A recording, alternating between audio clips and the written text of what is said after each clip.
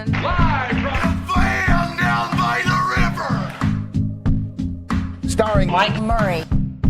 This Is SNL. SNL. By The Numbers. numbers.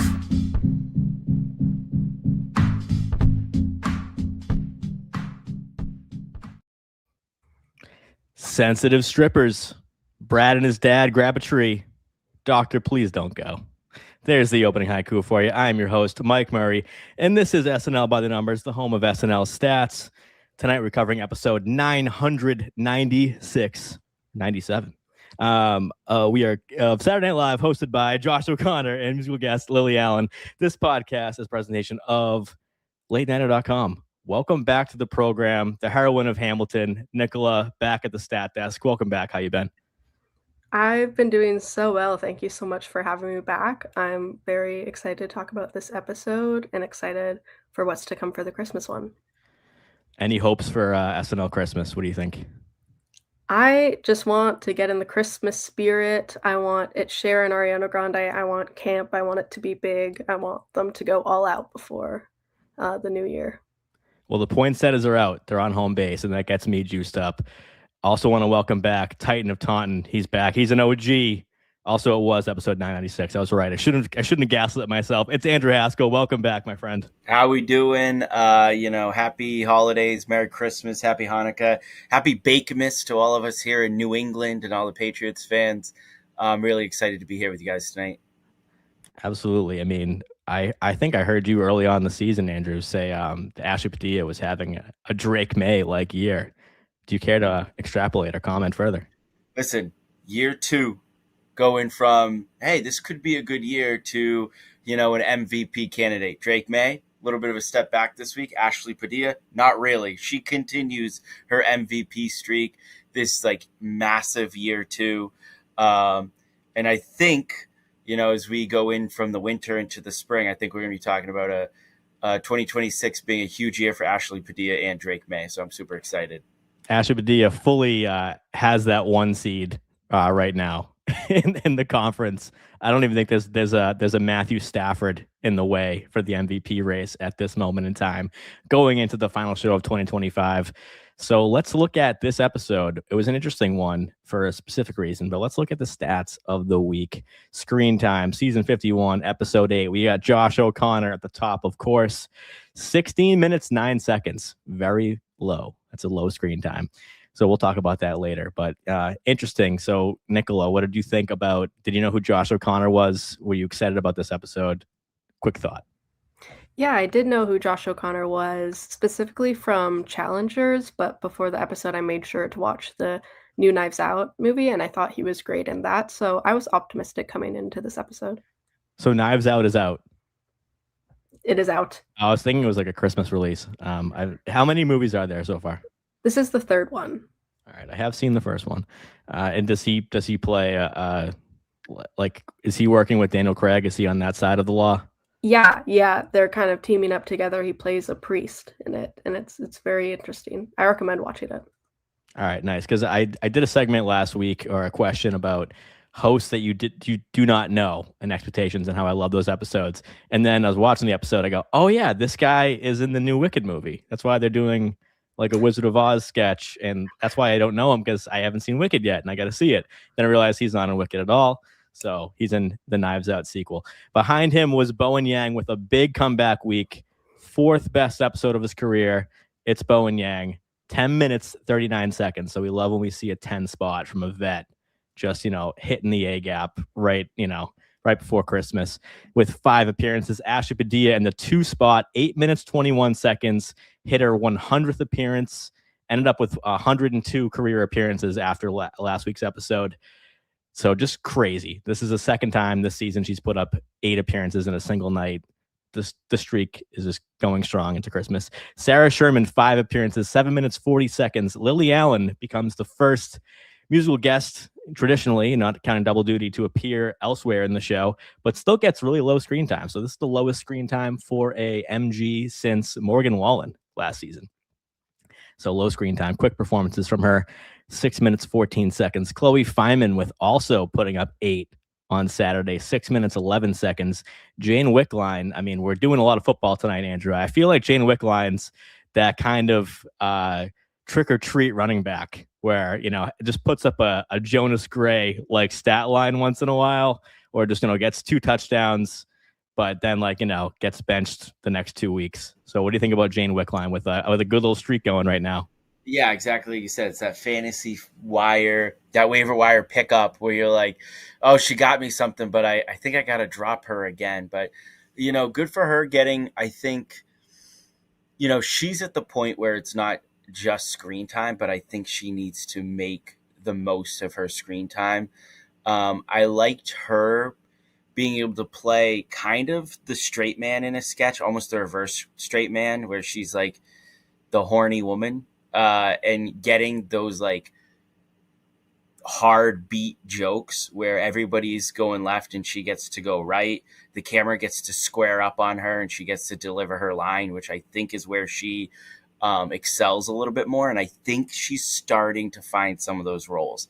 Ultimately, it's going to be a storyline, I think, the rest of the season. We're going to be looking at her screen time pretty much every week going, do we think she's safe? Do we think this is a sign that maybe she's not safe? But if she keeps runs like this going, obviously that's building momentum and that's good for her. Her playing in sketches has always been like the X factor. We know she does update. She's now led 2 pre-tapes going back to last season and then 1 last week with Cousin's Song. So I looked at her live sketch appearances and only ever had 2 over a minute 20. So only had 80 seconds or more in a sketch twice, but then had 2 with Josh O'Connor. So the Lily Allen brunch was a minute 26 and the Sensitive Strippers was a minute 39. So we got to see Jane Wickline play with the cast and do some cue card rating. So Kenan Thompson up next, 5 minutes, 46 seconds. He had 4 appearances. Colin Jost, 5:34 at the update desk. He's continuing his streak of just getting every guest spot at the desk. James Austin Johnson, 4 appearances. 5 minutes, 29 seconds, including his 46th appearance as Trump. So next week, I'm assuming he'll have his 47th appearance as the 47th president. So 5:29 for him. Veronica Slawikowska, 5 appearances, although small, equaled up to 5 minutes, 25 seconds. Dismukes, just lunch pail guy, shows up to practice early, leaves late. 4:32 for 4 appearances for him. Marcelo Hernandez back at the desk, 4 minutes, 1 second, over 3 appearances. He's been an interesting story this season for sure. We'll see where he's in the power ranking at the end of the night. Ben Marshall, only rookie guy of the cast to really do anything this week. We saw Tommy and Jeremy have some strong weeks in the past month, but Ben Marshall only one to get over 21 seconds for those guys. He had 3 minutes, 8 seconds in 3 appearances. Michael Che, 2 minutes, 42 seconds. Very low screen time for Che. Dakota Johnson, 2-time host, 2 minutes in the second Lily Allen performance. So interesting cameo spot there. Mikey Day, 5 appearances, a minute 59. Look at some Mikey stats. There's not that many that he had under 2 minutes in the past 9-10 seasons. Just the 18th time since at least season 44 that he had less than 2 minutes. So, and that includes his voice work in Brad and His Dad 2. So that's a minute 59. Streeter Seidel, the aforementioned Brad's dad, a minute 9 in voice work. Jeremy Culhane, 21 seconds. Tommy Brennan, 16 seconds. They both came in that cold open. Steve Higgins, 9 seconds of voice work. And Cam Patterson, for the 5th time of the season, is the lowest in the cast with only 5 seconds in the Your Year Wrapped pre-tape, playing the plumber of Ben Marshall. Nicola, over to you. Who do you want to highlight from this week in SNL? I think definitely, I always feel like a broken record talking about Ashley Padilla, but I mean, it's just so amazing, the 8 segments. And I saw it in the chat, like, that Chloe Feynman also got 8 segments, but I definitely didn't feel it as much as I did with Ashley. And I'm wondering what you both think about that. Chloe Feynman traditionally is kind of a low screen time per appearance because she gets a lot of bit roles, does some voice work. Looking at historically, a minute 2 per appearance for her 408 appearances. She'll hit 7 hours career this week, assuming she's only a minute 16 away from hitting 7 hours career, and Ashley Padilla will hit those 2 hours. So yeah, Chloe Fineman, light night. Longest appearance was in that brunch sketch at the end, a minute 52, but had like 8 seconds as Mrs. Claus and characters on characters. Played the girl that Brad was rizzing up or down, and Brad and his dad, 23 seconds as Josh O'Connor's mom in that college sketch, and was one of the bachelorettes as well. So kind of all over the place, but just a lot of utility work. Haskell, what about you? Who do you want to talk about? It's been a while since I've seen you on this program. Yeah, I just want to comment real quick because you made a great comment. She's doing a lot of utility work, and Ashley Padilla is not. Like, correct. I think she's just like front and center everywhere. Like, you can talk about the amount of screen time and the amount of appearances, but it's also just the weight of those appearances. And she's starting to have like appearances on the show where you go like, oh, I would have thought this character was Chloe. I would have thought this character was Sarah Sherman. She's just like, the weight of her appearances, the things that they are giving her is insane. I'm going to focus really though on like a chunk of this, in that, Bowen Yang's towards the top when we talked about him. And then you move down to like the middle of the pack, and it's just the veteran males of this cast, starting with Keenan, James Austin Johnson, Dismukes, Marcelo Hernandez. And then you go down to Mikey Day. I'm fairly confident Mikey Day is an outlier, and it will remain an outlier. Like, I don't see, even though he's probably in the tail end of his, I think he's got more road behind him than in front of him on SNL. I don't think he's going to be this low that consistently.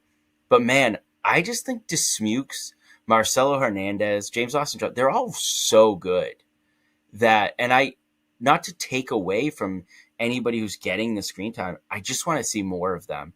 I think Dismukes in pre-tapes, in live sketches is so great. And sometimes it's just a bummer to see him in the middle of the pack when he can be so good. I really think he could be like a Beck Bennett type, where you go like, oh, wow, he's like right up there with Cecily Strong and Kate McKinnon in terms of screen time. If he was given that opportunity, that middle of the pack's really weird. And it'll be interesting to see as we go into this last episode and then into 2026, like which of these returning male cast members that isn't Bowen Yang is really going to put a hot streak together. Dismukes I love chatting about, because there's been seasons of his where he's had some like real highlights that are moments of the season that we look back on and say like, oh, Jumanji could have been the #1 sketch of the season, or people really loved Beanie Babies, or there's Dismukes style, or The Brilliant Lawyer with Paul Mescal. There's like definitely moments. I don't know if he's had really strong ones, but he's kind of the only cast member, and that even includes Ashley Padilla, who has not yet had a down week in season 51. If you'll indulge me, his screen time this season has just been so consistent. He hasn't gone below 4 minutes, and 4 minutes is really a good benchmark in SNL for a decent to, upwards to a great episode. His screen time so far: 7:05 Bad Bunny, 4:26 Polar, 6 minutes 2 Sabrina, 8:45 Miles Teller, 4:40 Nikki Glazer, 5:12 Glenn Powell, 4:43 with Melissa, and 4:32 with Josh O'Connor. So averaging out to 5:41 per episode. Nicola, what have you liked from Dismukes this season? And have there been highlights so far? Yeah, definitely the first thing that comes to mind was Sunday Supper, just because when I was watching, I'm like, oh yeah, this is Dismukes. This is Dismukes taking a sketch, and it's his sketch. But I love to see him in stuff. I think he has such a fun voice when it comes to when he finds the right writer. And I know August White, I think that's their name, has been back at the show a couple of times, maybe to write for him as well. But I love seeing Dismukes, and I love to see that he's getting consistently good screen time as the stats go. I feel like Haskell, he's kind of supplanted Mikey Day. I know you mentioned that this is an outlier for him, but just in the way of being guy in sketch. SNL since 1975 has needed guy in sketch. And he just filled that role. So whether it's going to be he's got the mustache on and he's doing a Dismukes character, or he's going to, be playing, second boyfriend or somewhere, that he's become that guy. And you mentioned Beck Bennett, and that's a great comp.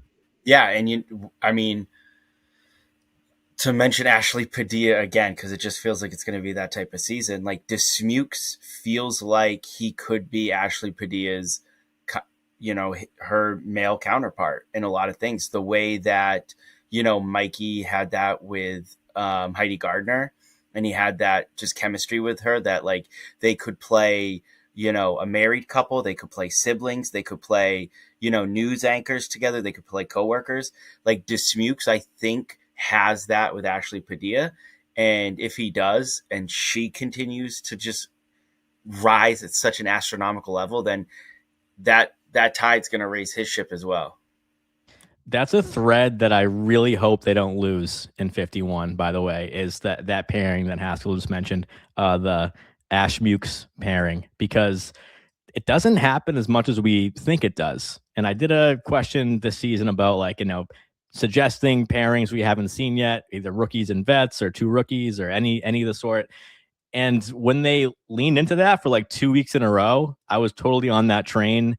And I just hope they don't lose that, because like you said, they could kind of play anything together, and very much a la Heidi and Mikey, or, Cecily kind of with everybody, 80 with everybody. So love to see that. And Ashley Padilla, there's so many stats I've been rattling off all year, and that won't stop. But this is an impressive one. Of course, she's leading in screen time and appearances and power ranking. Like, what could be more impressive than that? But I mentioned the screen time per appearance, and this is a stat that featured players like almost always fall really short on this stat, because even if a featured player is getting a lot of reps, they're kind of getting the Michael Longfellow or Devin Walker or Molly Carney treatment, where they pop in and maybe get a line, or they get just a utility role. And we're just happy to see them in a utility role, where Ashley Padilla, while leading in appearances, has 1 minute and 25 seconds per, which is just, I can't emphasize enough how outstanding that is when you are at the top of that list. So that's 6 in the cast. Of course, like Jost is number 1, Shay is number 2, because they don't appear very much, but when they do, it's for a long time. Nicola, any final thoughts on this episode with Josh O'Connor before we go into the next segment? Yeah, I enjoyed it. It was like kind of a lower energy episode for me, but I think that's okay, especially as we're going into a Christmas episode that has a lot of hype around it and has a lot of energy going into it. I think it's okay to have this little like palate cleanser of an episode and give a first-time host a chance. That's a pretty good segue, and I want you to just explain a little bit. Like, what do you think felt low energy in this episode? Was it host related? Was it sketch related? I think mainly just in terms of like the excitement coming into the episode. I didn't hear in this stretch of episode, I didn't hear a lot of people saying the one they're most excited for is Josh O'Connor in the December episodes, just like that coming into it. And like he's not like a Jack Black, which I think is totally fine. And we need people like that or actors like that in sketches, because it's going to give the cast members a chance to grow, I think, really, and lead a sketch, which I'm all for. Definitely. I want to talk about these type of hosts, because I mentioned at the top of the show on that list, the low screen time for Josh O'Connor. So I pulled up a stat called backseat hosts. These are hosts that get low screen time, and more importantly, for like the impact of the show. I don't talk about this a lot on this program, is host power ranking, because you think about this stat takes everything into consideration to get how much they really influence the show. Like, were they getting a lot of lead roles, a lot of screen time, a big monologue? Did they appear in the cold open or update, or, situations we don't see hosts that often? So what I did was take every host of the last 150 with a sub 235 power ranking to see who had like the smallest handprint on the episode.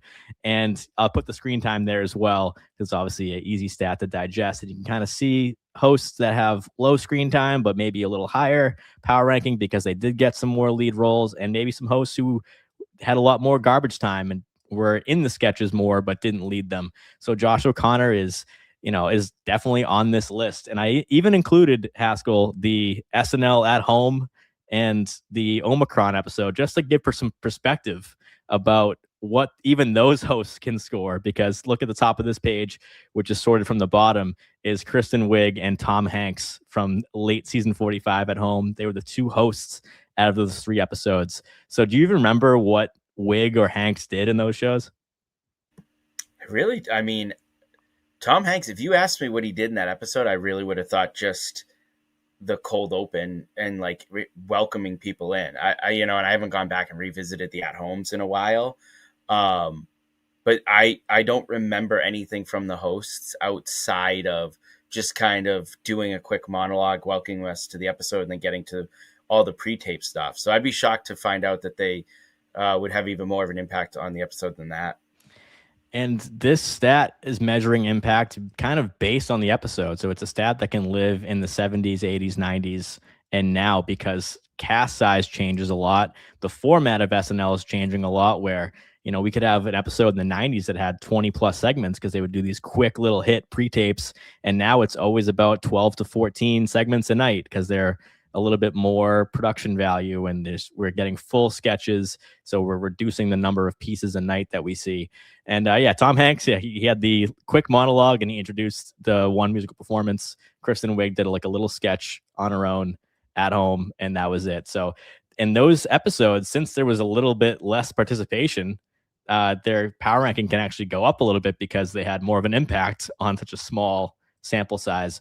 But going to the third name on that list, Nicola, is one that's always fascinating. I had dug into it when it happened, is the Simu Liu episode, season 47.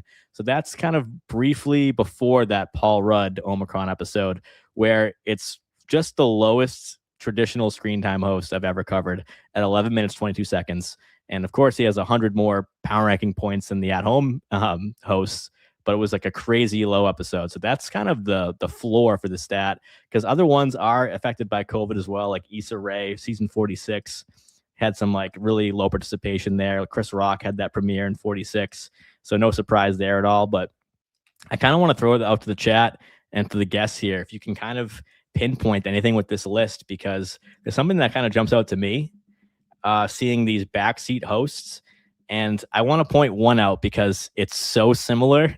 And Haskell, our friend Bill Kenny loves to name drop this episode, which was Josh O'Connor got used in SNL almost identically to Jacob Elordi. Any thoughts?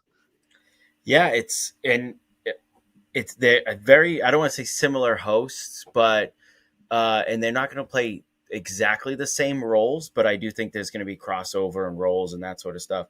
I think it's interesting looking at this list, though. You have 3 premieres on here, and you have a lot of episodes in the first 5 episodes. A lot of these episodes in the first half of the season. It's interesting. Like, there are obviously some COVID outliers and some extenuating circumstances.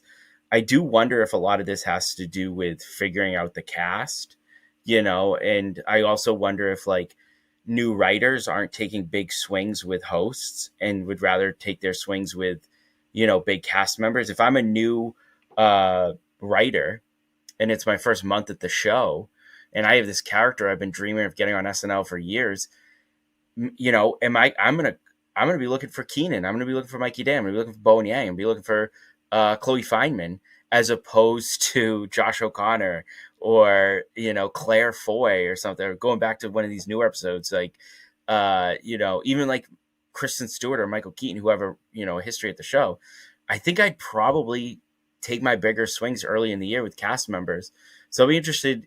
It's interesting to see how many of these are earlier in the season. But it is also weird to see, Josh O'Connor like so high up on this, like this list comparatively to maybe I see there's not a lot of 24, 25 on here. So it's not necessarily a recent trend. But it's just, something, it's an interesting kind of tidbit that he was used so infrequently. The way I describe it, and, I was thinking about it in the prep for today's show, it's like we say a lot of times with cast members, with hosts, they might say, they could have been a cast member. They really worked because they could have been a cast member. I felt that way about Josh O'Connor, just as a featured cast member. Like, he slid in perfectly as like a featured cast member. Like, I just felt like he was getting most of his roles just felt like he was in the featured cast. Well, first of all, that's such a great observation about early in the season, and there's a lot of hypotheses we could make about that. I think that's a good one, is kind of shaking the rust off, getting the cast, especially the vets, back in rotation, and maybe giving a featured player or two a big debut at update or something, or in a sketch that we can kind of be introduced to them. But my observation really was like, these are definitely, I don't want to use the word risky, so I'll take that away, but unproven comedically.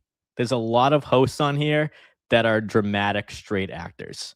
There's also some kind of strange choices in here, like an Elon Musk, of course, who has a very, very low power ranking in the history of the show because he was kind of used sparingly and doesn't do stand up or anything. He didn't have like an 8-minute monologue. So there's like an outlier or two, which is Adam Driver. But as Haskell pointed out, that wasn't a season premiere. So that definitely makes sense. That was the Kanye West Adam Driver episode where I was shocked when I did that screen time back in the day. It's 1313 was the final number for him. So that's strange. And you have some older folks, the two lowest from the previous season, which were Gene Smart and Michael Keaton, who are two of the oldest hosts in the history of the show. So that could be a thing as well. But I'm seeing like Mikey Madison, Jacob Elordi, Josh O'Connor, Rami Malek, Jonathan Majors, Anya Taylor-Joy, Claire Foy, like Simu Lee, who I mentioned, Rachel Brosnahan. These are all like young, up-and-coming, promoting a project, kind of your run-of-the-mill SNL host, not an alumni, not a stand-up, not a traditional sketch player. So, Nicola, what do you make of these backseat hosts? And do any of these episodes stand out to you as like a great episode or a train wreck? I mean, maybe I mentioned a few already, but what do you make of the backseat hosts? Yeah, well, I definitely noticed the Jacob Elordi below, like so close to Josh O'Connor. And to me, I enjoyed the Josh O'Connor episode a lot more than the Jacob Elordi. And it felt like he had a bigger impact on me, just maybe not on his screen time, but his performances. When you talked about the Simo Leo hosting episode, and that was, you said, right before the Omicron episode. And that made me think, also with these being so early in the year, the Jean Smart one, we've confirmed that she was sick for that episode. And I'm like, I'm wondering if these hosts are just getting a little bit of the flu in the fall winter area, and that's why they might not be focused on as much, but who knows? That's a good scientific take. That brought some diversity to the take machine here, because early in the season that could be a thing, and I'm seeing like 3 late ones, and I think of course the at home are late, but the late one that I'm pointing out is the Anya Taylor-Joy, who I mentioned, which was the final episode for a lot of cast. So we kind of just needed a competent driver behind the wheel to just kind of pack a lot of the vets in the back seat and ride off into the sunset. So Anya Taylor-Joy didn't have to do a lot of heavy lifting when we wanted to have like a lot of goodbye sketches and moments, seeing a lot of that, post-COVID exodus from those veteran cast members. So Paul Rudd, have to point this out on this chart, he's higher on this list for these backseat hosts, but he has almost identical impact for an episode that had no cast, and then an episode where it just had so much appearances from everybody that he really got drowned out in the mix, which is, of course, season 47, episode 9, that Omicron episode. He had a 231.0, 11 minutes, 34 seconds. So, of course, he made a decent impact, considering there wasn't a lot of competition on that night. It was Michael Che, Keenan, Tina Fey, Tom Hanks, a couple pre-recorded cameos and some pre-tapes. But that's one, and then it's his season 44 finale. So that's another late episode where it's the episode before season 45. So we're kind of going into that new era, but it's one of the few episodes I've done that a cast member has more than a host, and that's that Paul Rudd episode. So that's season 44. And there's somebody, speaking of potential exits, I mean, I hate the rumor, guys, but Nicola, what do you make of this noise out there for Bowen Yang heading into Christmas? Are you on the edge of your seat right now? I keep on hearing things that make me believe it just a little bit more, like, Matt Rogers was on Watch What Happens Live, and, Andy Cohen was like, "Oh, you guys owe me a book, you and Bowen owe me a Las Culturistas book," and then, Matt Rogers said, "I think we're gonna have a lot more time to work on it soon," which could mean nothing, but it's But also it could mean everything. yes. Also, Haskell, did you see that leaked cast photo by any chance? That like there was a behind the lens cast photo. I think that I did not. What is the theory that they are getting it done now while Bowen's still there? well, they have done a cast photo in the fall/winter in the past, so there is precedent for that, and you can read into a lot of those cast photos looking for Easter eggs. But Bowen is in the middle, so I'll just say that he's surrounded by vets. Colin Jost is there, Mikey Day. So there's some veteran presence in the middle, which is to be expected. But Bowen is like the centerpiece of that. So if he's already made that known to the cast and crew, it's maybe like, all right, let's get Bowen in the middle. So what do you think about breaking news? I definitely, I get the feeling that Bowen is very well liked backstage, and I do have I would not be shocked if some of the veteran cast members said, "Hey, we know Bowen is leaving, and it's probably going to be mid-season, so he should be front and center for this cast photo." So without having seen it, I will definitely say that there's I would believe it. I also think Bowen Yang doesn't come across to me as somebody who's going to. The example I use is like, I think Colin Jost is still at SNL because late night TV kind of dried up, right? There's 10 years ago, Colin Jost would have left and probably gotten an opportunity either on a network or somewhere, TBS, TNT, Comedy Central with some sort of late night show. And that just completely dried up. So you get the idea of like, okay, well, it just makes sense for Colin Jost to stay right now because I don't know what else he's going to do. I don't think that's Bowen Yang. I think Bowen Yang has acting roles that he can get. And I just don't think he's afraid of leaving SNL. I think he is in so many different types of, I don't even know the word I want to use, but just, he's in the reality space a little bit. He could do some hosting there. He could do TV hosting and red carpet stuff. He was just in, the biggest movie back-to-back years, maybe not financially, but kind of pop culturally. Like, he has avenues and all of that. And I did say this in the off season. My prediction was that he was going to leave. So I'm going to stick with that. And I do think, and it just, SNL so often it feels like the storybook is lining up, Scarlett Johansson being there last season, like what a great time it would be for Colin Jost to leave. But Ariana Grande there for Wicked, it just feels like they could put together a great moment for Bowen Yang. Not that I'd push him out the door, but it just feels like it's lining up so well. Yeah, that ScarJo finale was definitely a big time false flag event.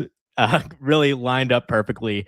Of course, as his wife's gonna host and break the record for most hosted episodes by a female host, and it's gonna be Colin's goodbye. They're gonna do a joke swap, and that's gonna be perfect, right? No, I think as Andrew said, there's not a lot of late night space for him to fill. I think Trump winning the election mean that we want some veteran presence at the desk to satirize Trump in the second term. And maybe there's truth to grooming Jost for Lauren's EP role eventually down the road, whenever that may be.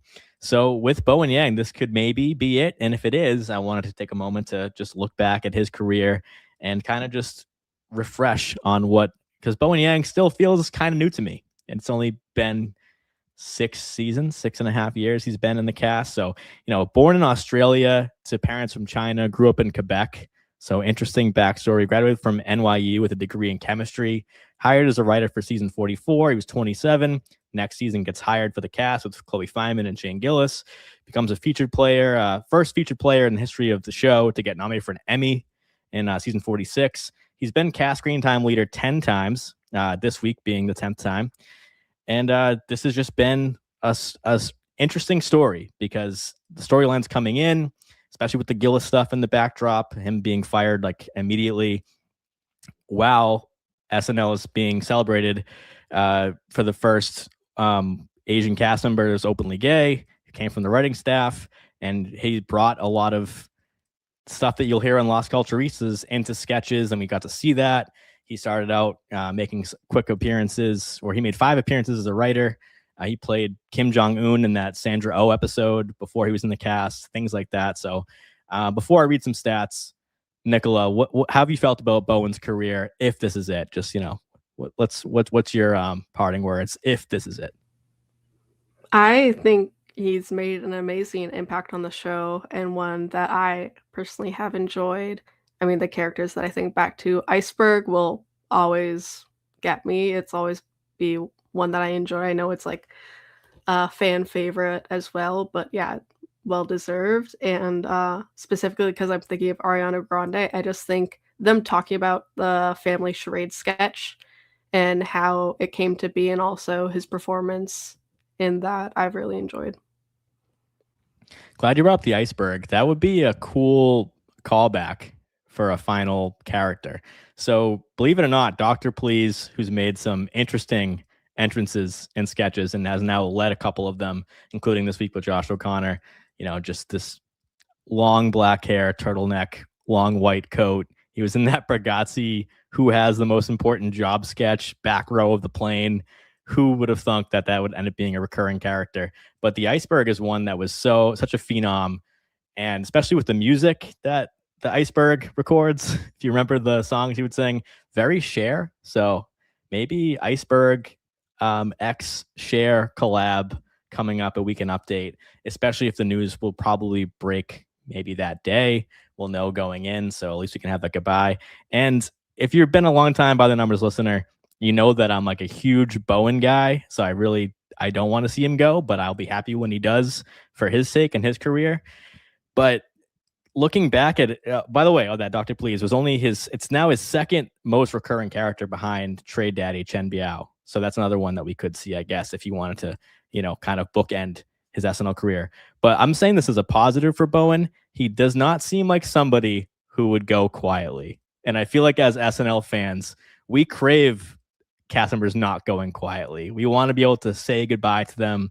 Think about Heidi and Ego. Like, I would have loved to see a big sketch for them doing a character or something brand new they've always wanted to do, and then say goodnight, which that doesn't happen as much as people think it does. So with Bowen, if he had it in his mind going into the season, I'm in through Christmas, and let's make it a big bang to go out. I would love to see that. So that's be my one silver lining if it does end up being his final episode. So let's look at some stats. So I have this is like a throwback By the Numbers episode. I have a line graph on the screen. Let's go.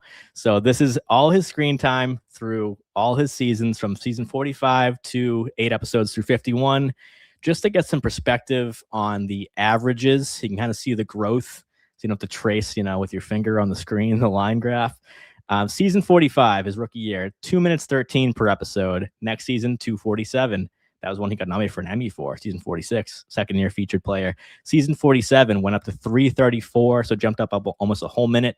Then season 48 just blows up into the SNL star that we know and love. 6 minutes 43 seconds per episode. Crazy average right there. Does kind of dip down back to earth in season 49.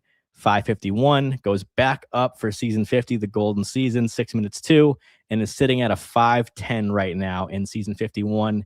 That includes his Sabrina episode, which he was not present for, was just in that grind song pre-tape. So Haskell, over to you. Think about the peaks and valleys here, and seeing that season 48 and 49. If you close in the book, that kind of era of SNL, because we lived through it, we podcasted through it. How much of Bowen Yang's influence is on that era going into 50, those 2 previous years? Yeah, I do have to make one amendment, because I went and just flipped through. You want to talk about seasons 47, 48, 49, where Bowen was blowing up. He found his way into the center of the cast photo in all of those seasons. So there you go. I'm going to amend thinking he's front and center because he's leaving, but I'll still stick with that prediction. Yeah, here's the thing for me. I think Bowen Yang is incredibly likable. This is one of those things where you have to tip your cap and respect something even if it's not for you. A lot of stuff that people love about Bowen Yang wasn't for me. So from a personal standpoint, like I respect him as a very skilled sketch performer. I don't have the attachment to him that I think a lot of fans and a lot of our listeners are going to. But I think he was a steady voice during a transitional period of the show. He definitely left his mark on the show.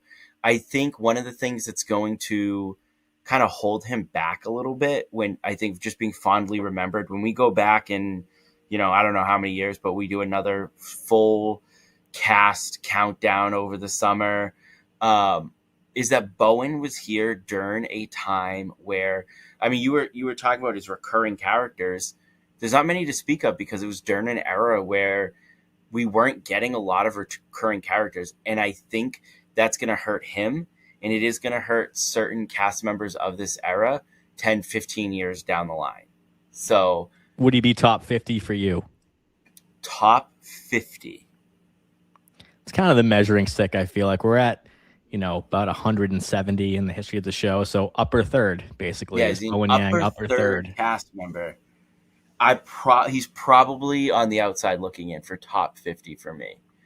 Throw a number at it, Haskell. Let's go. He's probably in the 70s. Okay, fair. I'd put him about there. You cannot discount what he did, 47 to 50, where he was a leader on the cast, right? And so you have, now 51 seasons. And if you look at each cast and go through 51 seasons and go, who is the leader of the cast? And not just screen time, but if we're power ranking it out and we're seeing who's really leaving a mark.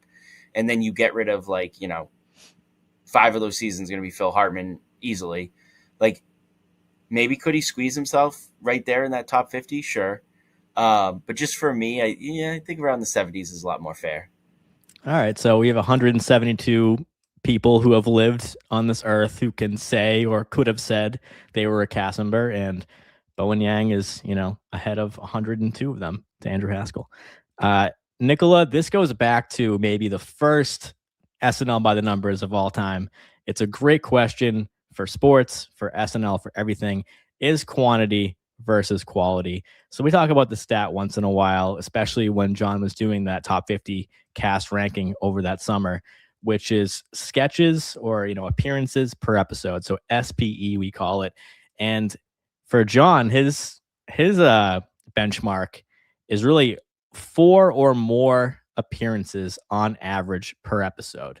So before I tell you where Bowen fits in the hierarchy of SPE, are you more of if you were a Hall of Fame voter for SNL, would you think about somebody who had the most output, was kind of all over the show, or who week to week might lead a big piece? So they could have, 1 or 2 segments, 1 or 2 sketches, or an update feature, and that's it. Because we've seen both types of cast members through every era of the show. So what would be more important to you if you were the voter? I want to say quality, and I know there's some people that feel like Bowen Yang is overused, but I really love what he does a lot of the time, and I feel like he has quality. So it's hard to choose because if you love someone and they're being used a lot, you're going to think that their work is quality. So yeah. And just to clarify, quality being that stat I was referencing earlier, that screen time per appearance. Maybe someone like a Phil Hartman who leads this stat with a 6.41 over 153 episodes, because he did a lot of the voice work. He would be in cold opens. He would be doing characters. We can name tons of them. He played utility all the time. So interestingly enough, the longest serving vet of all time, Keenan Thompson, is a perfect 4.00 Haskell. So if Keenan Thompson, if you're going by this stat for Hall of Fame, he seems like an easy first ballot Hall of Famer, and he does meet that mark of 4.0. So any cast members that you would think are automatic Hall of Famers that you could just list for me? Automatic Hall of Famers, just Yeah, based just easy on first ballot for you. in the cast right now. No, in the history of the show. In the history of the show, going backwards, right? So you know, Keenan, I think his first ballot. I think Kate McKinnon's first ballot. I think Bill Hader's first ballot. Kristen Wiig's first ballot. All right, let's talk about those three. Okay. Kate McKinnon, just ahead of Keenan, 4.1 sketches per episode. Bill Hader at the top of the fours, 4.88 sketches per episode. And Wiig is in the fives. So she was, of course, a female cast member when there were no other ones at one point in her when she started on the show, when we saw Tina, Amy, Maya, and even Casey Wilson, you know, when they after their time, it was like really the Kristen Wiig show, along with Sudeikis, Armisen, Sandberg, Hader. So Kristen Wiig's at a 5.2, which puts her in very rarefied air with Will Ferrell, 5.25, Amy Poehler, 5.26, Bill Murray, 5.42, Piscopo, 5.44, and then, of course, Phil Hartman and A League of His Own at 6.41. So Bowen Yang is on the outside looking in, to use Haskell's phrase. He's at a 3.11. So I have his total screen time on the screen. I can definitely read some out for you just to get where his stats are right now, if this should be his last episode. 390 appearances, including those 5 before he joined the cast. 9 hours, 32 minutes, and 32 seconds of screen time. The bulk of that, of course, coming in live sketches, about 63% of that. 16.4% of his time was on update. That's over an hour and a half he spent at the desk.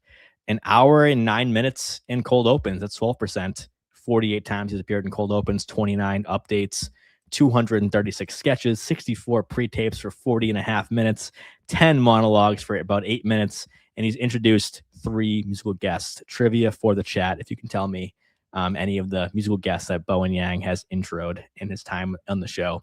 So final thoughts on Bowen Yang. Nicola, does he get your vote if you're the voter? Into the Hall of Fame? Yeah, I mean, first ballot, second ballot. This, you know, do you check the box next to his name? I could see him in. It's so hard because we talked about Ego as well last season to like give it without giving it a couple of years, but like I could see him in my 40s. In your top 40 cast members. But yeah, if we're going top 50, in the I could 40s, see him somewhere in the 40s, I think. Yeah, I mean, I think it's fair. It's a cast member who definitely made an impact, came in during an era that I'm not going to prematurely call golden, but there was an era that I think the SNL fans have some rose-colored glasses about Haskell, which is, you know, people around our age, of course, going to just talk constantly about that era I just mentioned, the Hader, Sandberg, Wiig, Sudeikis era. But after that, we had this era of like really powerful women: Cecily, 80, Kate. We had Pete, Kyle, Moffat, Beck Bennett, Melissa, and then Bowen Yang kind of took the torch from there. So that season 47, 8, 9 was his time to shine. So just thinking of that era, I think it makes his case a little bit better because of the competition. But that's my final thought. Haskell, anything left? Yeah, I think last couple of years, if you're a baseball fan, we've seen a couple of baseball players like sitting on the ballot and just chipping away. The Larry Walkers, the Billy Wagners of the world. And I think Bowen Yang's a little bit like that. Ultimately, would I put him in the Hall of Fame? Yes, for kind of the reason that you said. The most beautiful thing of everything that I love about SNL is the time capsule. You know, we go back to the era that we grew up watching. There are sights and sounds. You know, you hear Hader doing a voiceover. You hear Kristen Wiig doing a voiceover. You see people hosting game shows. Keenan hosting a game show just feels so familiar. I think if you are somebody who discovered SNL within the last 5 or 6 years, or you were in high school, or you were in college, especially somebody I think who's like a listener of this podcast, like if this is your era where you fell in love with the show, hearing Bowen Yang and seeing Bowen Yang will always bring you back to this era of the show. And that would be the tipping point where I say, yeah, he's probably a Hall of Famer. Such a good point. I mean, it's been said a million times, but it hasn't been said recently on this show. So I'll say it now is everyone's favorite era of SNL is the era of when you were in high school. So great point, because if that voting body skews younger, Bowen Yang, easily Hall of Famer. If you're going, we got to get Bill Kenny in here. We got to get the median age up. Sorry, Bill. So let's go to some precedent though, real quick. Is the last time we had this happen, Cecily Strong left after the Austin Butler Christmas episode. And that was one that, John and Nicole did not believe me, but I felt like I was in the observatory looking up at the stars, and I noticed that there was a comet or an asteroid heading towards Earth. And that was Cecily Strong. I think she's going to leave. Look at these stats. They're incredible. Her final 2 episodes before her last episode, Keke Palmer's show, 15 minutes 10. Steve and Marty, 12 minutes 44. And ultimately, Austin Butler's Christmas episode, 14 minutes 1. So Bowen Yang doesn't quite have these like Titanic stats that really look like we're ramping up to the end. But as we mentioned, over a 10-minute show the week before Christmas. So we shall see. Nicola, you ready for some 5 questions tonight? Yes, I am. All right. I love the enthusiasm. Let's go for it. Question number 1. There were 2 examples in this last show of suspected, unconfirmed, but strongly suspected, generative AI used in this episode. So if you had a keen eye or watching, first thing we saw was those like storybook pages telling this kind of fairy tale like story to lead into Donald Trump on Air Force One. So looked like some AI was used there. And then when Colin Jost made a joke about Trump's economy speech at the casino, they showed like an elderly woman with an oxygen tank at the slot machine. Looked like AI there as well. So my question to the listening audience and to these great panelists tonight is, does SNL have a greater kind of responsibility than other shows, movies, networks to not use AI or to kind of emphasize the human artistry, especially being a live show that could not be done by computers? The camera light turns on and there's real people on stage. So talking about behind the scenes in the crew, what do you make of that? Do they have that responsibility, you think, more than others? Yeah, 1,000%. Like, shame on SNL for that one. And if you're going to do that, then throw away the whole mystique of we put the show together in a week.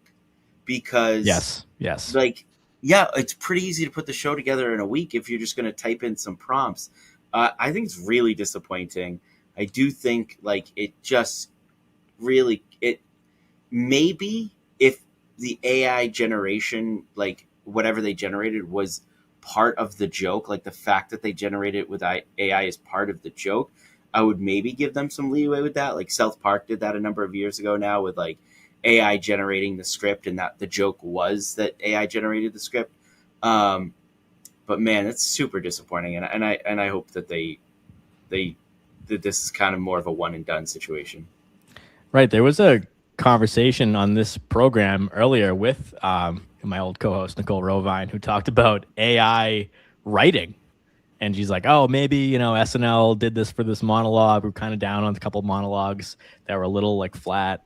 And, I got admittedly a little defensive of SNL because I love it so much. And I was thinking that you have this writer's room. People are dying to get into that writer's room who have been working their whole lives or their whole comedic careers to produce the funniest shit they can think of. And the idea that any chat GPT could be writing for SNL, I took a lot of umbrage to.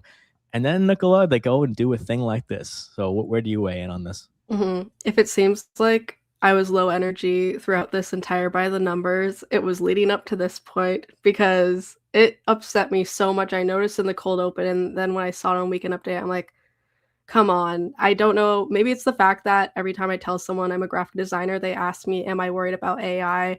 or I've just seen some videos about how these AI centers are like actually affecting communities and their quality of living. But for a show that hires and employs people to hand draw and hold up cue cards, why are you going to choose to do generative AI like this? You've gone 50 years without it. You've made it very clear that you're 50 years old. Why start now? It makes no sense to me. I look up so much to the graphics department, and I don't know if this was their decision or someone else, or if a writer made it themselves and really wanted their AI generated image on the show. But like, it just really made me upset, and I saw a whole bunch of people on social media upset, and, like, when companies choose to do this, I'm like, "Just why? It's gonna cause so many people to have bad faith in you." To me, I Yes. really don't see the upside. I saw John Kamalik, who does, VFX for the show, say that the pre-tapes don't have AI in response to this.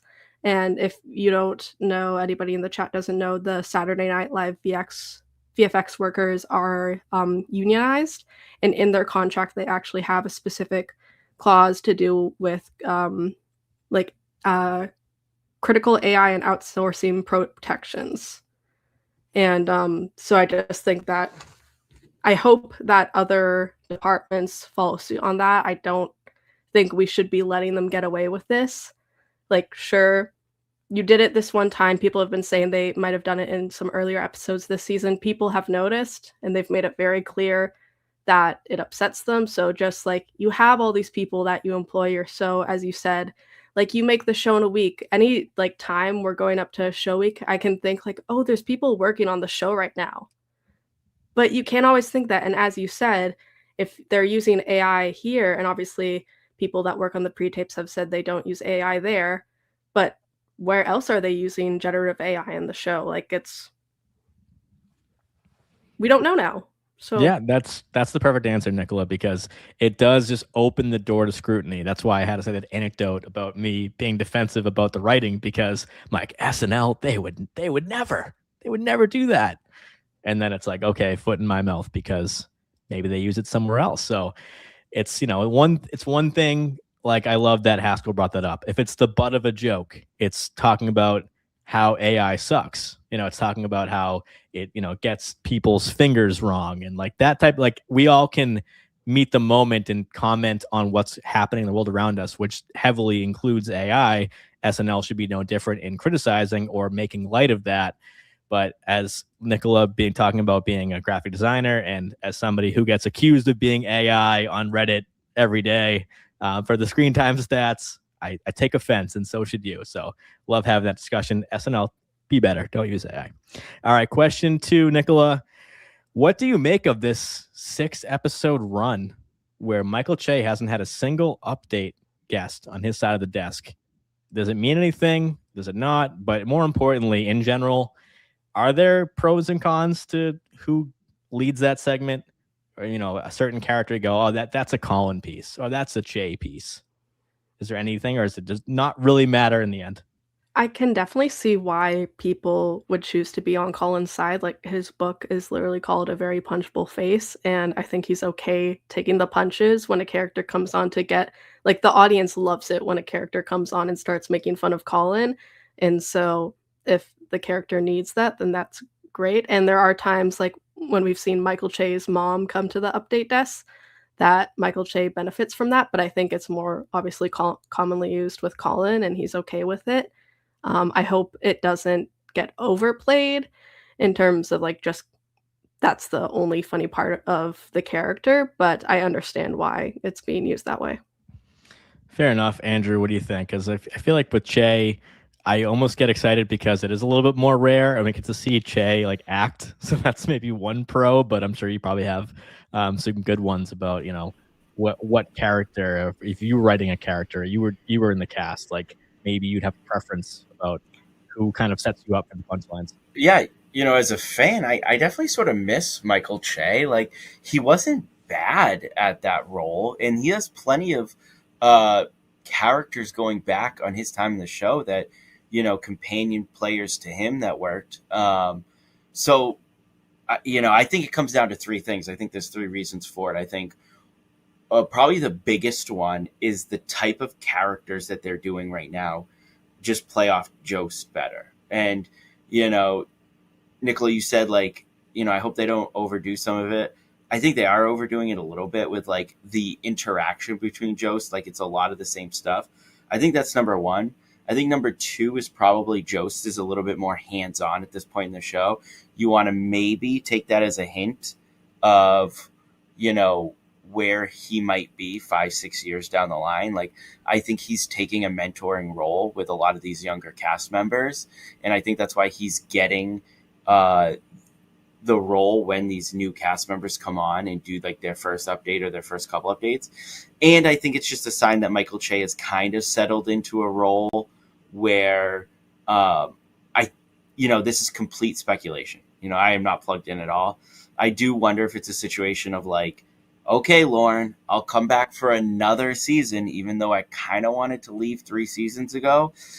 But I might not be around as much for rehearsals and all that sort of stuff. So maybe it just makes sense for Colin Jost to do most of the weekend update bits because I still have a stand-up career. I have other things that I want to do. I will be here for table reads and I will be here on Saturday night.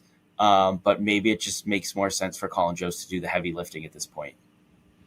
Fair enough. There was that Che Instagram story post where he was in bed watching the end of SNL like a lot of the fans were. So pretty funny that, you know, oh, is Che good nights? No, he's already said good night. He's in his pajamas. So fair enough right there. Question number 3, I'll go back to you, Haskell. What data would be in your SNL Wrapped? So we saw the Uber Eats Wrapped, making, you know, light of the Spotify annual tradition. So would be, you know, most watched sketch, episodes watched, you know, minutes.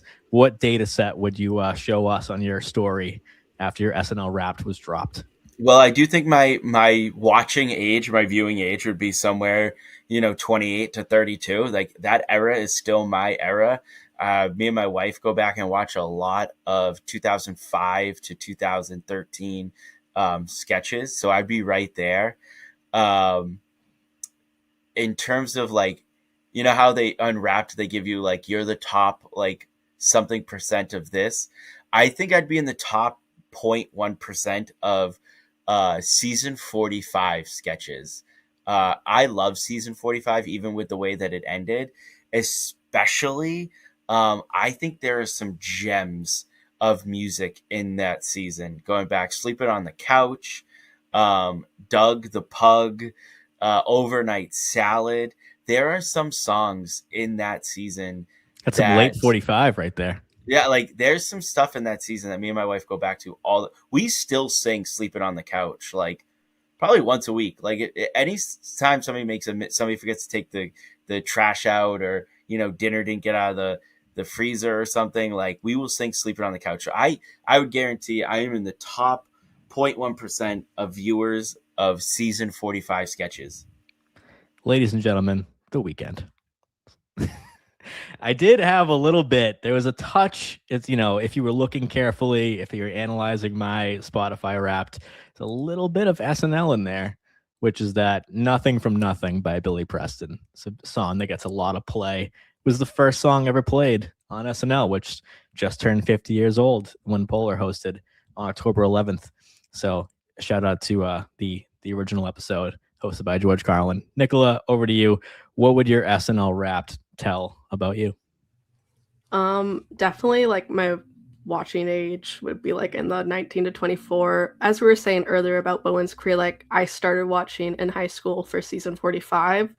So to give some context between having him in my Hall of Fame, but like most watch sketches, I always go back and watch any animated short just because I like need to go frame by frame. They're so amazing to watch and like really appreciate the art that's going into those. My most watched sketch, I think, always will be 1920s Party. That's just one I always go back to, and it's also my most quoted one, just like from any era of the show. Specifically, like in the going over the whole year, I for season 50, I choose a different snack for each season, and season 50 was cupcakes. So if it was like Wait, hold on, you gotta talk about this. So I need to know what this year's snack is, first of all. I haven't really found one because I was gonna do cupcakes again, and then I just wasn't feeling it, so, like, I've tried donuts, and now I kinda just floss and brush my teeth before the show because 'cause I'm, like, so tired after doing I do the live posting on the socials for it, and so I'm just like, I pass out right after. But, yeah, last season, I had a different cupcake. Sometimes I had some duplicates in there, but I would rank the cupcake and then rank the show. Now I want you to go back and do all 51 seasons. Like let's retrofit, season 1 powdered donuts, right? Yeah. Like The I season think we before have a new that summer series. yeah, the season before that, it was popcorn and peanut M&Ms to that give some sounds context. fantastic. All right. You muted. That's fine. I think we lost you, Mike.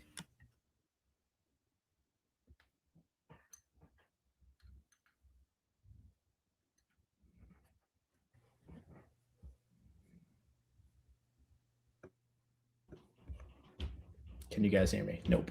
Yes. Oh, yeah, but just from your computer. So, also, in terms of my Spotify Wrapped and to do with my SNL, I had so much Sabrina Carpenter on it. It's crazy.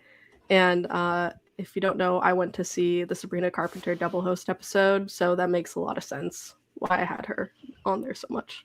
That Sabrina Carpenter musical performance, that might have shown up on my Spotify Wrapped a number of times. The future Mrs. Haskell, big Sabrina Carpenter fan. I agree as well. Hell of a performance. Oh, I yeah. don't know what else to say. Amazing Man-Child, the first performance, like the bedroom, I want like the entire outfit she was wearing. Just like as I was in studio, I'm like, I hope this is as like captivating as it is in studio for people watching at home. It was amazing. I also like that performance. I said, like, if that was, I still think it went incredibly viral. Like, I'm still seeing it pop up on social media. Maybe that says more about my algorithm than everybody else's. But like in the moment watching it, I remember thinking, like, man, if this was 1997, this would be an all-time moment. Like, everybody would be talking about this musical performance. Like, I think it just captured everything that she is and like why she's famous, why people are so drawn to her, and just her ability as a performer. Like, I still think when we go back at the end of the season, we're gonna be looking back at that moment and being like, she was already a massive star, but that just felt like a world is revolving around one person moment. Mm-hmm. So that definitely deserves to be up there. For sure. I was listening to the roundtable. John mentioned SNL UK because, believe it or not, 2026 around the corner. SNL UK is coming next spring, allegedly. We'll see it when we see it. But had a question because we had an all Brit episode, for the Anglophiles this week with Josh O'Connor and Lily Allen. So, Nicola, who should host? What Brit do you pick to host the first episode, to be the George Carlin of SNL UK?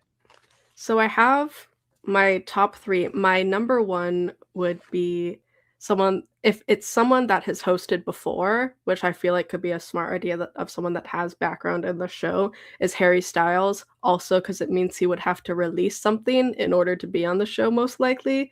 So I would love that. It was also the first show I watched with my best friend and like kind of started my whole love for SNL. Someone that has never hosted, I've been waiting for Nicholas Holt to host. I think he could be a really, really great host. If you've not seen The Great, he's amazing in that. And a niche pick that'll never happen, but I just love her so much, is Alison Hammond. She's like a UK TV personality. If you haven't seen her clips, like look them up after the show. She's hilarious. Say that name again. Alison Hammond. All right, I will check her out. Haskell, what about you? Start this tradition of SNL UK. Who should they get? Who will they get? I got a couple names that I was kicking around. Harry Styles was also on my list. Like, he feels like a big name. I was thinking Millie Bobby Bon Jovi is kind of an end cap to Stranger Things. Dua Lipa, I think, would be really, really good. I think there's a couple actors that probably fit. I was thinking like a Tom Holland, or that would be one of them.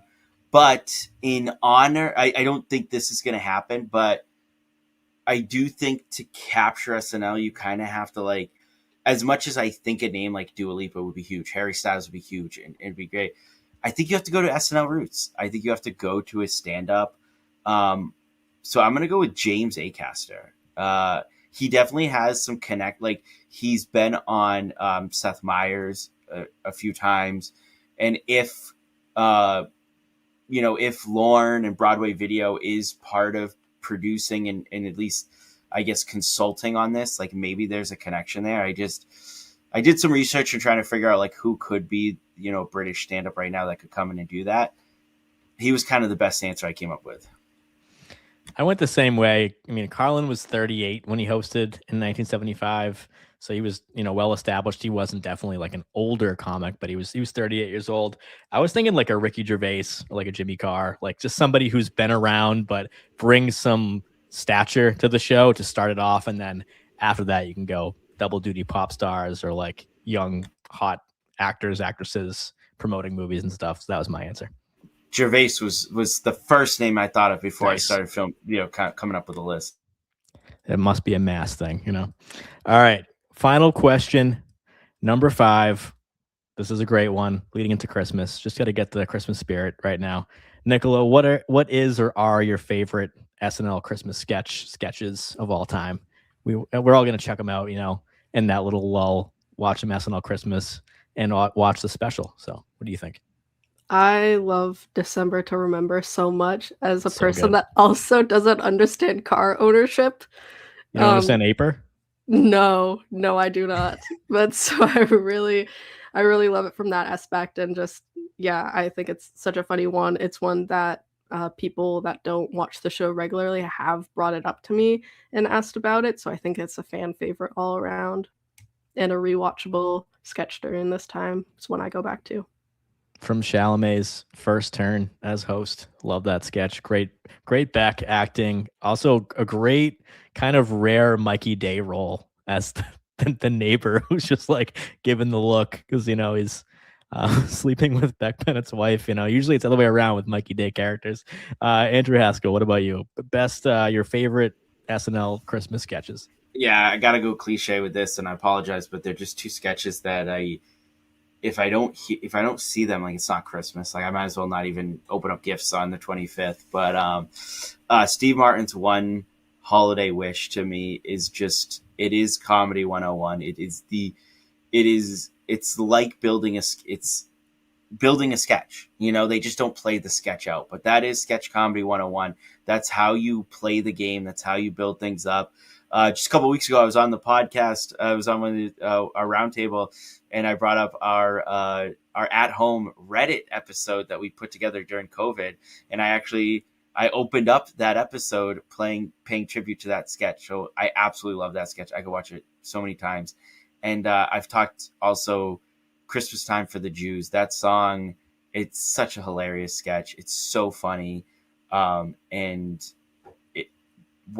Just hearing that song and knowing that I'm watching SNL Christmas every year, which I again will be watching tomorrow night, and I will see both of those sketches, and my Grinch heart will grow 2 sizes, and it'll feel like the holidays. So both those sketches mean a lot to me, and I love revisiting them every year. I'm glad you mentioned those both. One for Holiday Wish, the Steve Martin. That's an SNL sketch that I've laughed at every time I've watched it. I know all the lines. I know where it's going. I know the pacing. Still laugh. So that stands up to time. Christmas Time for the Jews. I wish that got played like on the radio. As I mentioned recently with I Wish It Were Christmas Today. Like those are in my mind like classic holiday songs. And Christmas Time for the Jews is maybe the best pre-tape, like any animated short ever. It's everything about this perfect. I have to mention Santa Baby, Ryan Gosling, Vanessa Bayer is just not Christmas, just one of my favorite sketches of all time. And then one I love to mention is the Serial podcast parody with Cecily Strong playing Koenig on the microphone.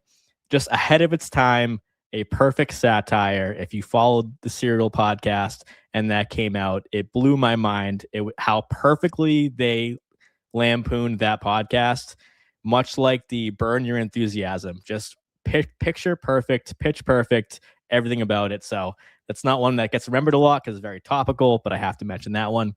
And then in the chat, of course, Dick in a Box, Global Warming Christmas Special, Sweeney Sisters with Shatner. So, there's so many good ones. Of course, Candace Bergen singing Winter Wonderland, Garrett Morris. There's so many great ones. I love Christmas sketches. Shout out to anybody who is of my age who had to serve a detention for singing Dick in a Box in middle school, because I'm right there with you. That was the first detention I ever got in my life, singing Dick in a Box in like 6th, 7th grade. How did that performance go, by the way? It was great because I was the kid who, obviously I wasn't telling people, hey, I stayed up and I watched SNL and I saw this funny sketch. Like, I'm playing it off like, look at this thing I just created. And everybody loved it. And they thought it was hilarious. Dick in a Box. I invented it. I am the patent holder for Dick in a Box. Speaking of Lonely Island, happy 20th birthday to Lazy Sunday, by the way. I just have to say that. Debuted on this day in 2005. Just crazy. Lazy Sunday is 20 years old. What does that say about us? I don't know, but my back hurts. I'll tell you that much. Absolutely. All right. That concludes 5 questions. Let's wrap it up tonight with an update of the power ranking. So let's get back into the numbers. Ashley Padilla up top, 110.1, just killing it. Had her second best episode of the season. She's hit over 100 in 1, 2, 3, 4, 5 out of 8 weeks. So only in the first week with Bad Bunny, and then I think the Nikki Glazer episode. Other than that, Ashley Padilla is owning SNL this season. So easily number 1 with a 110.1. Sarah Sherman in a comfortable number 2 right now, just 0.1 below 100. She's at a 99.9, who's just been so consistent, can really do it all in SNL this season. Number 3, Chloe Fineman. So we have 3 women at the top. Came into the season thinking, oh, maybe it's going to be a boys' year. We're going to kind of boomerang with the girls' era, the boys' era, the girls' era, the boys' era. It's a girls' era. It's Chloe Fineman, number 3, 95.2. Andrew Dismukes in the 4 spot, 81.5. Colin Jost in the 5, 79.8. James Austin Johnson right behind, 77.5. Bowen Yang with his best episode of the year brought him up to the 7th spot. He's at a 71.1. Keenan Thompson is at number 8, just ahead of Mikey Day. Keenan's at 68.4. Mikey Day, 67.4. Marcelo Hernandez at an even 60, rounding up the top 10. Below the top 10 is rookie Veronica Slawakowska, 56.5. So even with the rookies, the female rookie of the bunch of the 5, gets the top spot here, 56.5 for her. Ben Marshall right behind, though, only 0.2 behind Veronica, 56.3. Tommy Brennan, who had his worst stat week of the year, definitely took a hit in the average, 53.7 for him. Jeremy Culhane, who had a 10.3 this week. Brennan had a 9.3. Culhane's now at 45.9. He's just ahead of Che, 45.3. In 16th place, had her best episode of the year so far, is Jane Wickline, brought her average up to a 43.6. And at number 17, sound the alarm, danger watch, Cam Patterson, 29.2, who had a power ranking of 4.1. So, yeah, yikes. All right, Nicola, what do you think? You're back at By the Numbers, seeing the power rankings going into Christmas. What do you make of this cast? How you liking it? I've been happy with the usage of the newcomers. Obviously, I feel bad for Cam, and I hope that maybe during this last episode before the break, he can get something in.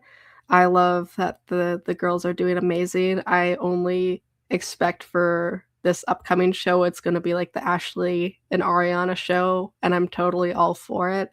Ariana seems like to be a huge fan of Ashley. I mean, just look at the promo today. They were like the only 2 people in it. So definitely expect that, as well as a lot of Bowen. And so he'll continue to rise on the sheet. But yeah. Who do you think, who's not in the top 10 currently, which is Veronica down to Cam, might have the best chance, because anything could happen in the second half, to become in the top 10? Anyone who's going to, you should buy stock in now, is what I say. Gosh, I'm thinking either Veronica or Ben, because they're so close to the top 10. I could definitely see in them get that boost. If Veronica, it's like a kind of a situation that we saw her with Sabrina Carpenter. Or Ben, I could see being cast as Ariana's like boyfriend in a lot of stuff if that's where they go with that. Funny you mention Padilla Grande pairing, because when Ariana hosted last season, that was the third episode of season 50. That was the only episode in Ashley's career which she logged a 00 in screen time. So could be a big shift from the shutout to, hitting the grand slam in the stat book. Andrew Haskell, so happy to have you back, looking at the red, the greens, and the yellows of the power ranking. So what do you make of it? It's so interesting because I feel like maybe a year or two ago, we were like saying like, hey, maybe Dismukes and James Austin Johnson, like maybe they can like take the driver's seat from the male side of the cast. And they quietly did it. Like obviously Jost is in there, but that's mostly Weekend Update. I think it's so interesting to see Dismukes and James Austin Johnson right there at the top. I think they're both so good. And I also still feel like we're not seeing enough of them in the show for both of them to be that high. I think more of them, I'd be happy with that. And then I think the Marcelo story continues. When I watch weekly, I don't turn off I don't go to bed on Saturday night going like, not enough Marcelo Hernandez. Like I feel like he is firmly a part of this cast. He is firmly has a role in this show. I just think it is surprising to people. I think coming out of last year, a lot of people would have had Marcelo Hernandez primed to be like in that top 5, and still seeing him 10 is a little surprising. Definitely the most interesting storyline power ranking wise, other than the obvious Ashley Padilla, because Marcelo has like the most diverse stat line. You're seeing like 3 orangey episodes, a yellow, and 3 or 4 greens. Yeah, so he's definitely had ups and downs where we're seeing other cast members like, a Che who could be more consistent than Che. He's only appears on Update, or a Jane and Cam who have struggled and had, 1 or 2 good shows each. Bowen, who had that one absence and has, come back strong, and Dismukes, Chloe, Sarah, Jadge, who are just hitting the ball well. So that's a good point, because Marcelo, I feel like, has the strongest chance to all of a sudden rise to like top 5. We don't really see movement like that this late in the season, but I feel like Marcelo could, if anybody. But yeah, that's kind of what I want to say, Nicola, to wrap it up, is going into the last episode of 2025 is that, guess what? We're in the new era. Like, as Haskell said, Sarah Sherman, Chloe Feynman, yeah, maybe Chloe and Bowen, they've been there a little longer, but Sarah, Dismukes, Jadge, they're the vets now. Like, so you might have missed that we're not in the old era, but the stats back it up. So I just love to see that, because it was a long time where people were really fighting to get time on the show. So, Nicola, any final thoughts from you, and thoughts on Ariana Share? Does anyone know? Is Cynthia Erivo? Anyone tracking her jet or broomstick? Is she in New York City? Are we going to see her on SNL? I haven't heard any broomstick news yet, but who knows? It could happen. I think Cynthia Erivo is like a funny person, and maybe she just wasn't interested in hosting. But I definitely feel like this is a new era of the show. I've been feeling it, definitely. And I'm really excited for what's to come for Ariana Share. It's one of those episodes, like, everybody's going to be home for the holidays. And I think it's definitely an episode that was well booked, because you can have multiple generations getting excited about the episode for different reasons. I think this would be the time to do it. Right, Haskell? I mean, let's end this wicked thing for good. Yeah. My thought's very similar, though. We just talked about, sketches, Christmas sketches, man. They stick with you. They really do. We talked about some sketches. The chat talked about some sketches going back 30, 40, over 40 years. If I could talk to the cast, I would say, do it, make that. This is an opportunity to put together that sketch that, the next generation of Saturday Night Network is going to be talking about in 30 years as that like great moment. I think it's all lining up.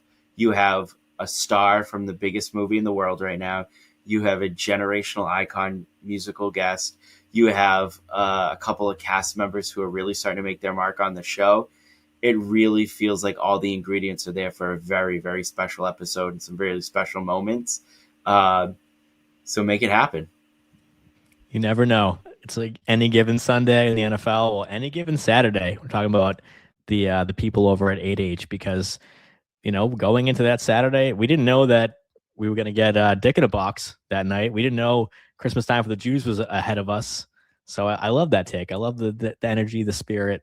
Make an all-timer this Saturday. I can't even talk. I'm too excited for Christmas. I don't know. All right, Nicola, thank you so much for coming back. Love hearing from you and just great insight. Anything you want to tell the listeners or, before we see you next time? Thank you so much for having me on. I'm so excited for this episode and what's to come in 2026 for SNL and the SNN, and just happy holidays to everybody. Thank you so much. Andrew Haskell, what's going on with you? Mike, we don't do this enough. I'm going to start with that. We got to do this more. Thank you so much for having me. This is always a blast being able to catch up with you, a couple of Massachusetts guys. Just to all the listeners and all that sort of stuff, follow me, Andrew Haskell, stand-up dates all over New England. Really wishing you all just health and happiness these holidays. We live in crazy times, so take these moments to just enjoy what we do have and this little community that we built. It really is a beautiful thing. So I'm so happy getting to talk to people like you guys, getting to hear from the chat. Just SNL brings people together, especially around the holidays. How you feel about your family is a complicated thing, to quote my favorite movie, Home Alone.